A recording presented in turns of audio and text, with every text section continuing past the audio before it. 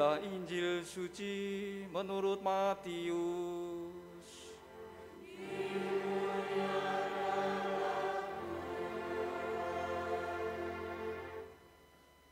Sekali peristiwa, Yesus berkata kepada murid-muridnya, "Apabila saudaramu berbuat dosa, tegurlah dia di bawah 4 mata. Jika ia mendengarkan nasihatmu, engkau telah mendapatnya kembali. Jika ia tidak mendengarkan engkau, bawalah seorang atau 2 orang lagi, agar atas keterangan 2 atau 3 orang saksi, perkara itu tidak disangsikan. Jika ia tidak mau mendengarkan mereka, sampaikanlah soalnya kepada jemaat. Jika ia tidak mau juga mendengarkan jemaat, pandanglah dia sebagai seorang yang tidak mengenal Allah atau seorang pemungut cukai. Sesungguhnya aku berkata kepadamu, apa yang kamu ikat di dunia ini akan terikat di surga, dan apa yang kamu lepaskan di dunia ini akan terlepas di surga. Lagi pula aku berkata kepadamu, jika 2 atau 3 orang dari antara kamu di dunia ini sepakat meminta apapun juga, permintaan mereka itu akan dikabulkan oleh Bapa-Ku yang di surga. Sebab di mana 2 atau 3 orang berkumpul dalam nama-Ku, Aku ada di tengah-tengah mereka." Demikianlah sabda Tuhan.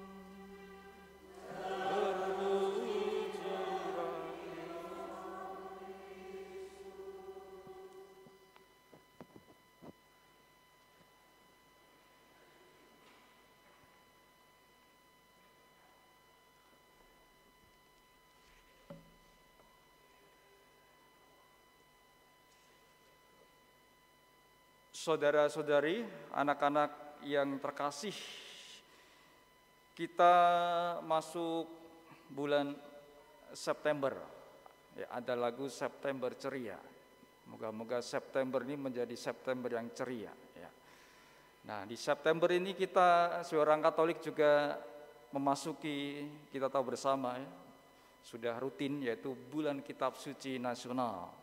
Dengan tema ada di depan situ, Allah itu sumber kasih dan setia. Ada kitab suci yang ditatakan senantiasa sepanjang September ini. Dan saya percaya bahwa setiap September di lingkungan di komunitas itu pasti ada yang mengadakan pertemuan Bulan Kitab Suci Nasional. Ya. Bertemu untuk kemudian membaca sabda, merenungkan sabda sesuai dengan tema, lalu juga ada berdoa bersama di situ.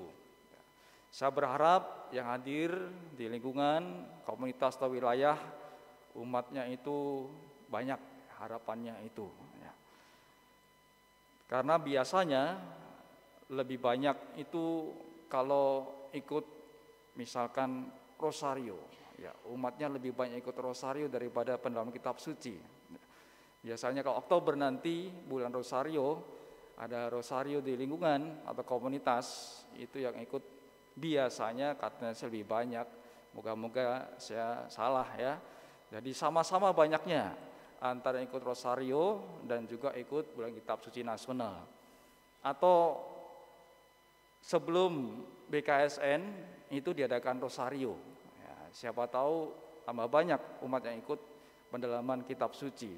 Nah, meskipun dibanding-bandingkan kayak gitu, memang tidak keliru apabila ketika orang itu lebih banyak ikut doa rosario. Akan tetapi juga alangkah baiknya kalau pertemuan bulan kitab suci nasional juga dihadiri banyak umat di lingkungan maupun komunitas. Karena apa? Karena kitab suci itu sesuatu yang penting pasti bagi kita orang Katolik.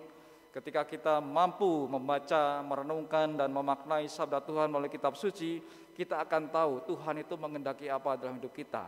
Apa yang harus kita usahakan dalam hidup ini supaya kita semakin beriman kepada Allah dan kita juga berusaha untuk melaksanakan sabda yang kita renungkan melalui kitab suci. Nah, kitab suci itu menjadi salah satu sumber iman gereja Katolik atau sumber iman kita sebagai orang Katolik. Tentu saja doa juga baik adanya. Ketika kita punya devosi, rosario atau apapun itu juga moga-moga semakin menumbuhkan dan juga menambahkan iman kita kepada Allah melalui Santo Santa yang kita doakan melalui perantaraan doa-doa mereka. Nah, saudari-saudara sekalian terkasih, bicara mengenai doa, ketika ada pertemuan BKSN, pertemuan doa rosario bersama, di situ kan umat berkumpul, jemaat berkumpul, dan ketika umat berkumpul, harapannya Tuhan hadir juga dalam perjumpaan itu untuk kemudian semakin meneguhkan umat yang berkumpul. Ketika ada BKS kan dapat saling sharing bersama, membagikan cerita satu sama lain yang kiranya mampu menguatkan iman ketika orang mendengar sharing dari sesama saudara-saudari seiman. Nah, saudara-saudari sekalian, mengenai doa, tadi kita disajikan atau diingatkan melalui sabda Tuhan di bagian akhir dikatakan demikian. Jika dua orang di antaramu di dunia ini sepakat meminta apapun, permintaan mereka itu akan dikabulkan. Sebab di mana 2 atau 3 orang berkumpul demi namaku, aku hadir di tengah-tengah mereka. Di sini dikatakan 2 atau 3 orang berkumpul demi namaku, aku hadir di tengah-tengah mereka. Artinya bukan hanya 2 atau 3 orang saja sebenarnya di sini, tetapi maknanya lebih dari itu, 4, 5 orang, 10, 20, 30 dan seterusnya. Itu artinya yang berkumpul itu banyak. Berkumpul mereka yang percaya kepada Kristus, artinya berkumpul percaya kepada Kristus, maka Allah Kristus akan ada di tengah-tengah orang-orang yang berkumpul. Nah, lalu sebenarnya ini mau bicara apa ketika Kristus mengatakan ketika 2 orang itu sepakat meminta apapun maka permintaan akan dikabulkan? Kita harus kemudian membaca ataupun melihat serta merenungkan ayat-ayat sebelumnya, yaitu tadi ceritanya Yesus berkata kepada murid-muridnya, apabila ada saudaramu yang berbuat dosa, cobalah engkau kemudian berbicara 4 mata, ya.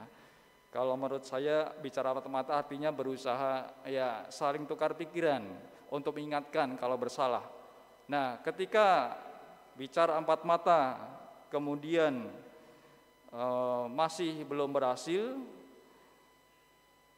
kemudian mengajak seorang atau 2 orang lain agar atas keterangan 2 atau 3 orang saksi perkara itu tidak disangsikan lagi. Nah, jadi mengajak lebih banyak lagi orang untuk berbicara satu sama lain. Di sini tujuannya bukan untuk menyalahkan, untuk kemudian menghakimi, bukan, tetapi itu dilandasi kasih. Ketika mau berbicara 4 mata, lalu mengajak orang lain, itu karena mengasihi sesama saudara kita yang sudah berbuat salah. Sehingga harapannya nanti dapat kembali lagi, artinya berdamai, lalu saudara itu juga terus mau beriman kepada Allah. Tujuannya adalah itu. Nah, maka ketika usaha itu dilakukan, maka usaha lain yang perlu dilakukan adalah dengan tadi, berdoa. Ketika 2 orang itu sepakat meminta apapun, artinya itu berdoa bersama, maka permintaan itu akan dikabulkan oleh Bapa di surga. Dan di mana 2, 3 orang berkumpul percaya kepada Kristus, Kristus hadir di tengah-tengah mereka. Itu konteksnya itu. Ada sebuah usaha untuk kemudian mengingatkan saudara yang punya kesalahan supaya dapat kembali ke jalan yang baik, yang benar, untuk kemudian terus melaksanakan kehendak Allah yang baik adanya.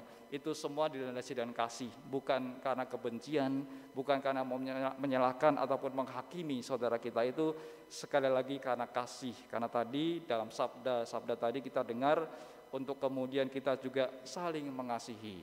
Maka kalau konteksnya itu untuk saling mengasihi, rasa-rasanya moga-moga tidak ada saling salah menyalahkan, yang ada adalah mencari kebaikan bersama sehingga sama-sama saling dapat mengusahakan kasih satu sama lain.